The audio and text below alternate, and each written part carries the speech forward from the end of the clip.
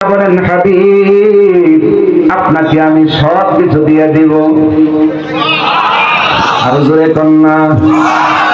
কারণ মালিক যদি কারোর প্রতি রাজি খুশি থাকে, দিতে কোনো সমস্যা আছে? চাইতে দেরি, দিতে কিন্তু দেরি হবে না। কথা বলেন না কেন? আল্লাহ তাআলা ডাক দিয়া কয়, বন্ধু আপনাকে আমার বাড়িতে আনছি সব কিছু বলে দেওয়ার জন্য, সান্ত্বনা দিয়ে দেওয়ার জন্য।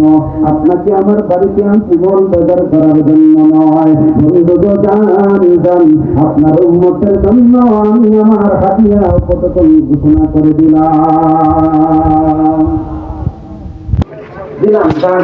খুশি কারে কয়? উম্মতের কান্ডারি না, কিন্তু উম্মতের কান্ডারি ঠিকই বলছে।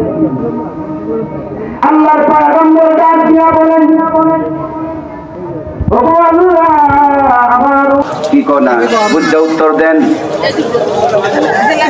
আল্লাহ তাআলা সাক্ষাৎ করবেন তার বান্দার সাথে, তার হাবিবের উম্মতের সাথে সাক্ষাৎ দিবেন। কেমনে? ফেসবুকে,